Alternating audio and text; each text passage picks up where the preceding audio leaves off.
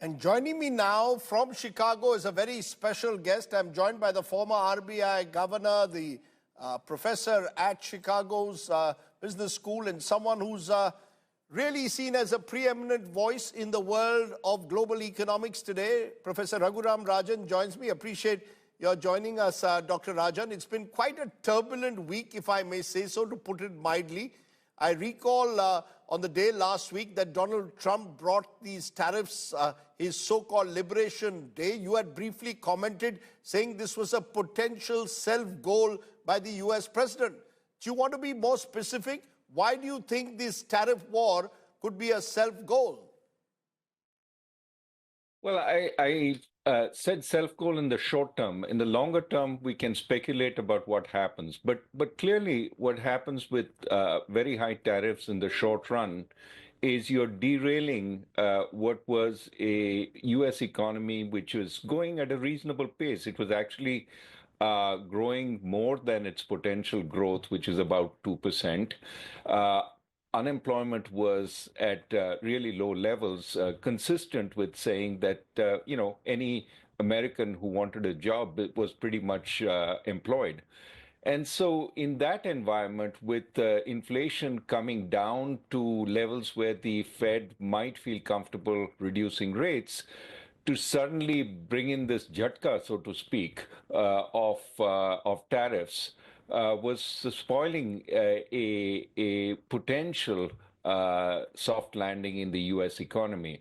The consequences immediately, if these tariffs stick, and of course that's a big question we can come back to, is that prices go up hugely for the U.S. consumer. They tighten their belt, they stop spending. The U.S. investor gets a lot more anxious about how long the tariffs will stay. Investment slows. So aggregate growth in the U.S. economy slows considerably with higher inflation and the Fed unable to cut interest rates unless it sees a really sharp recession. So this is why in the short term, it clearly is a self-goal.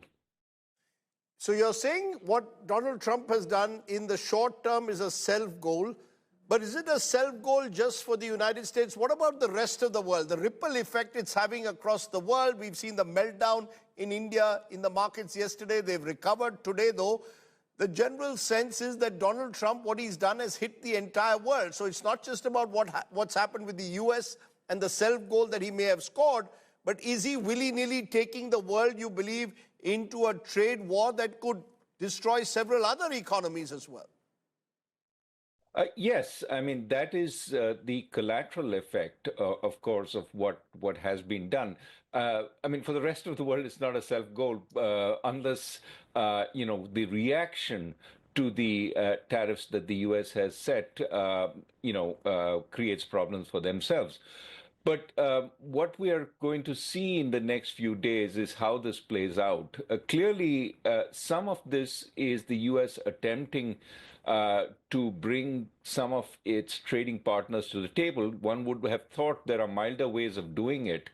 But clearly, Mr. Trump is waiting for a call from China to try and discuss what can be done, including, I understand, the fate of TikTok, the web platform. But I think more generally, some of these tariffs are going to stay. And they certainly affect the countries that are selling into the U.S., partly because the U.S. consumer himself or herself is tightening their belt, but also partly because this makes their goods more expensive. And that is going to cause some fall off in demand for those countries. Some countries like Vietnam are much more affected because of the high level of tariffs and the high exposure to the U.S. than other countries, for example, like India, where the tariff setting has been lower and the exposure for our 4 trillion economy is significantly lower than, say, for Vietnam.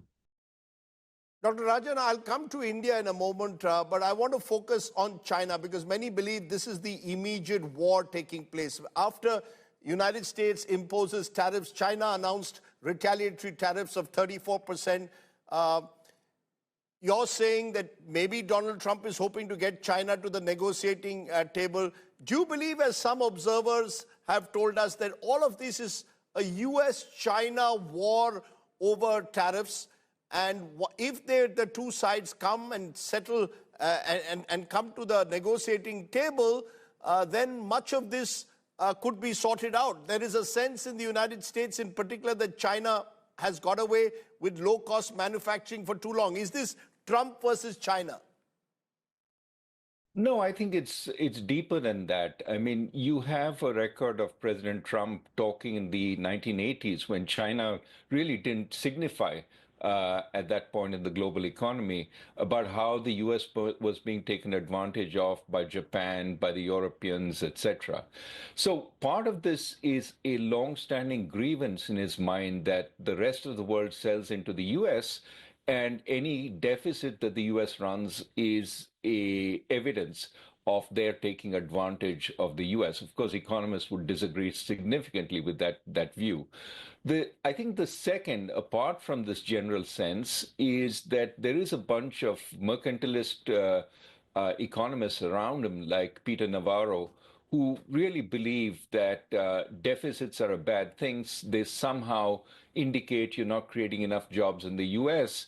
And by tariffing the rest of the world, you can bring jobs back to the US. Now, this is a kind of economic theory which has been derided for over 300 years, right from Adam Smith.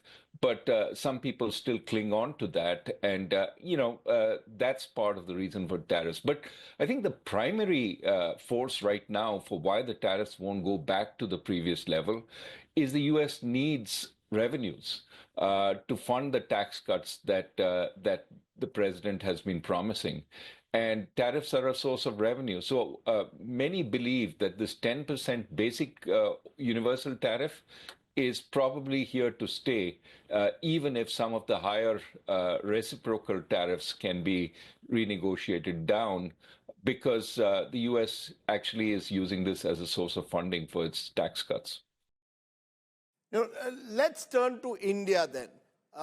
Ahead of these reciprocal tariffs, Professor Rajan, Prime Minister Modi was in Washington. There is much talk now of a potential Indo-US trade deal by the autumn. How do you see India being affected by these tariffs in the short term? So far, it seems India is not getting any special exemptions, barring in some sectors like pharmaceuticals. How do you see this now play out in India in the short term, or for India in the short term? Well, yes. I mean, this goes back to the way the tariffs were set based on a somewhat rudimentary formula. And by that formula, India's exports, manufacturing exports to the US, and its surplus played a role in that number, which, by the way, I see 26%, 27%, not quite sure what the precise number is. But the fact is that Indian exports to the United States are relatively small compared to our GDP, right? GDP of around 4 trillion, exports around 85 billion. And so, yes, there will be some effect, and it will be harmful for Indian exporters. But this is not going to sort of change the nature of our economy and our growth significantly. It would be nice to negotiate them down. I think this is also an opportunity for India to bring down its own tariffs, not just for the US, but more broadly.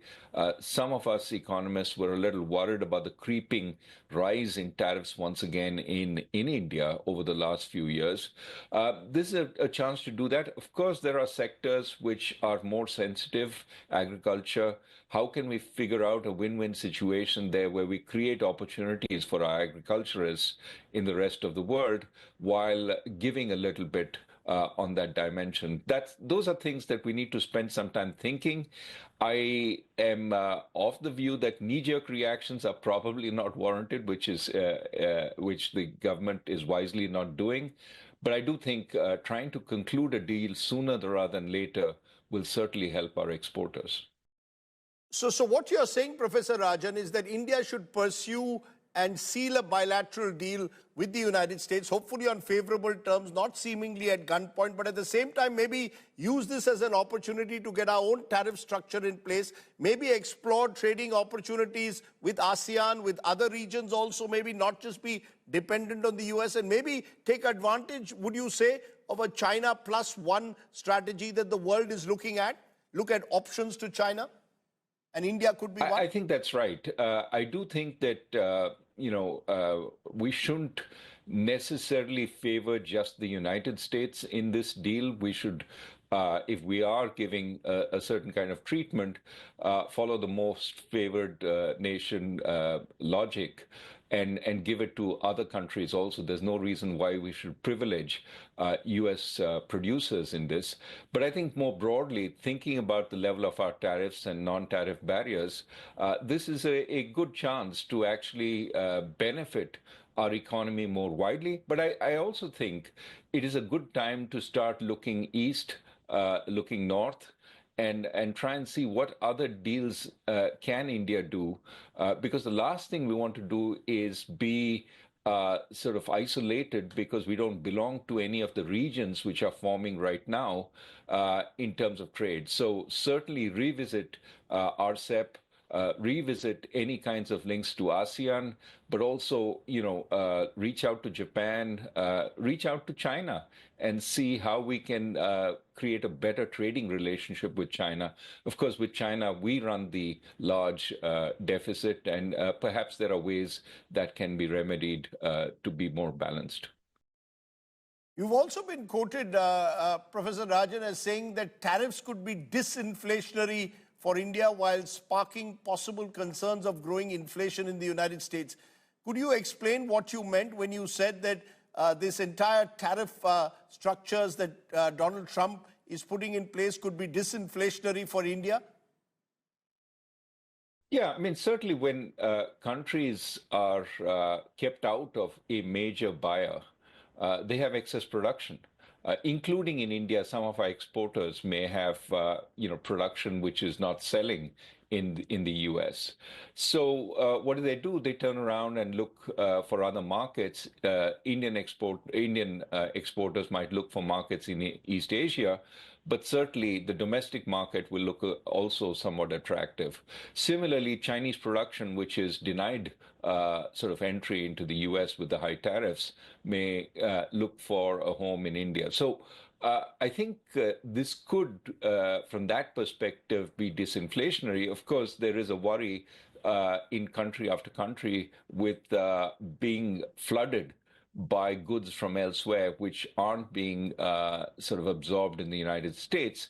I think in the short run, that absorption will continue. It's very hard for the U.S. to move away from buying from the rest of the world, and the tariffs will be paid. But in the medium term, I think you will have a reconfiguration of global trade, and that could be disinflationary for countries like India with more cheap imports available.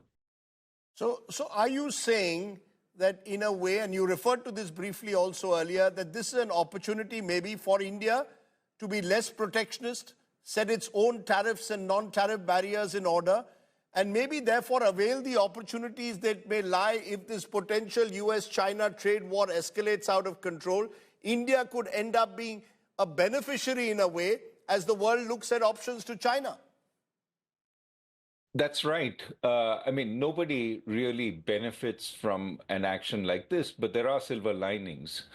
And I think this is why it's important for India to negotiate that tariff structure sooner rather than later. Don't delay, but don't be precipitous, but certainly take action sooner rather than later, because that gives you India has a large domestic market.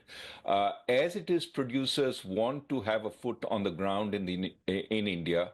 But if in addition you say you have low tariffs in entering the United States, perhaps that will give an added impetus for countries and firms that are looking for a China plus one strategy. So I think we don't want to delay too long This is a moment when there's a lot of uncertainty among business, and the attractiveness of our domestic market, coupled with the possibility that we are a low tariff entry point into the US, could create a lot more investment if we play our cards right. Of course, we also need to do the other part, which is make investment more friendly in India, make tax laws more predictable, reduce the raid raj from the tax authorities, all that stuff we need to do. But this is a good time to pull up our socks and do what is necessary. The worry, though, Professor Rajan, is that we still haven't done enough domestically. The ease of doing business. There are still companies that are now complaining, some of them privately, others publicly, stating, talking about a raid raj, about the way taxes are being put in place. Private investment consumption as a result hasn't picked up. Are you suggesting this is therefore a good time for us to get our domestic act together above all else? Absolutely. I mean, we should do it anyway, as you put it. But I would say the added sweetener is that we could see a fair amount of FDI coming. A lot of companies are sort of thinking, well, China looks a little toxic at this point, and anyway, I was reducing my position in China. Where else do I position it? It used to be Vietnam, but Vietnam has got hit again with these significant tariffs, and Mexico is no full solution, as we've seen. So my sense is, the big domestic market that India has attached to it will be a sweetener. So worst comes to worst, India doesn't, it gets tariffed at some point once again. At least there's a large domestic market we can play to, and India is not poisonous on the geopolitical front, unlike some other countries. So in that sense, I think that this is an opportune moment for us, but we really need to get our act together.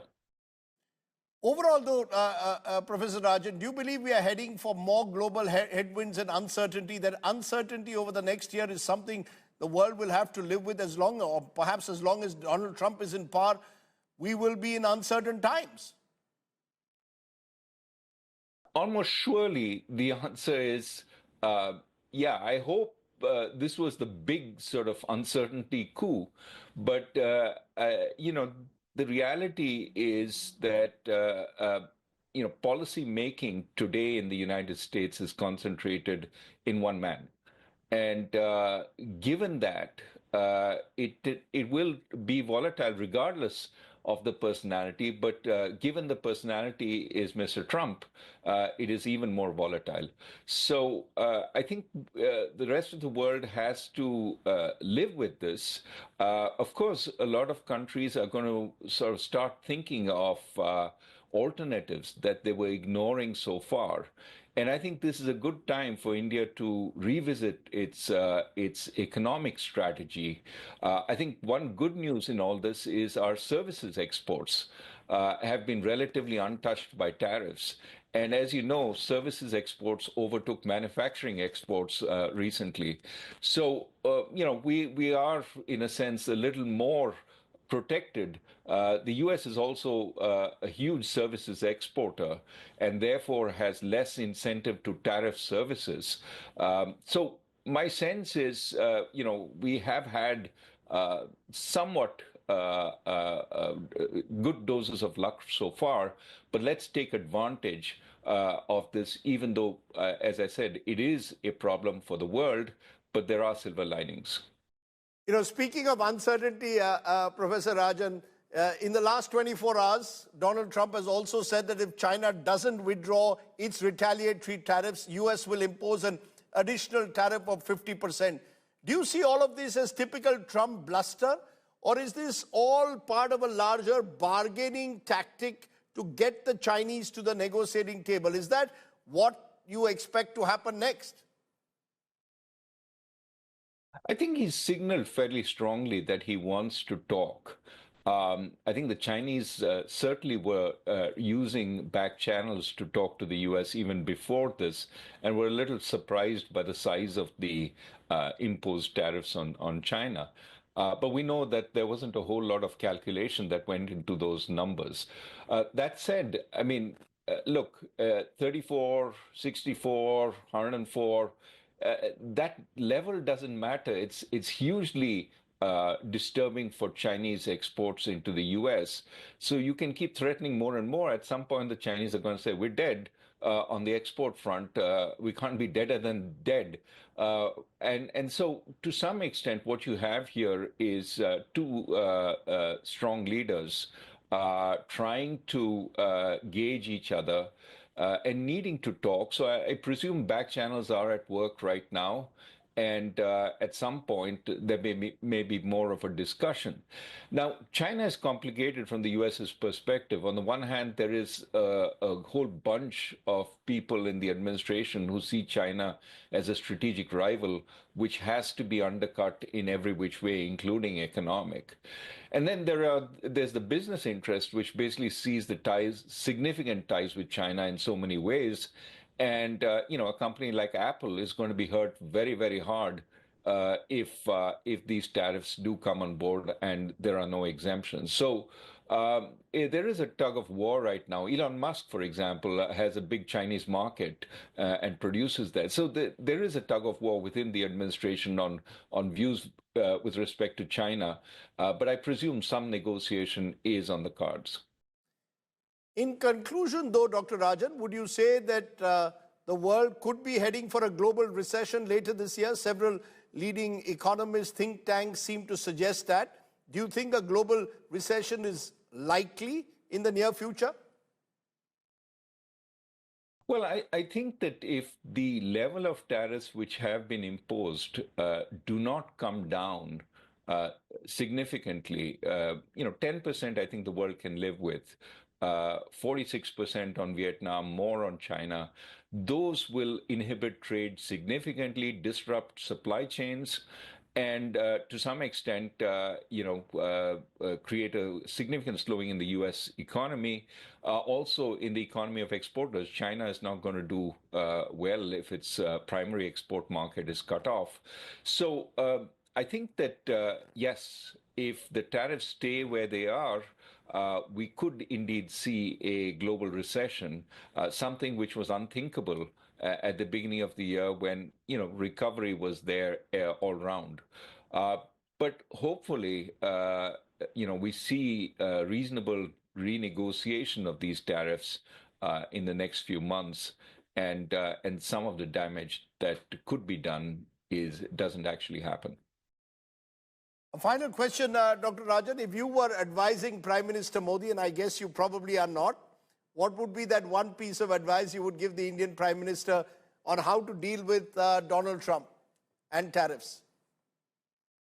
No, I would say that very clearly, treat this as an opportunity for India, and certainly don't, delay the negotiations on tariffs too long. But also, we've been talking about improving the business environment. We've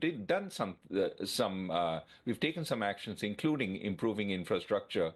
But this is to be encouraged, including, many states, the South, the West, UP, have been trying to lure business people into India with the promise of easier business environment. I think that should be encouraged.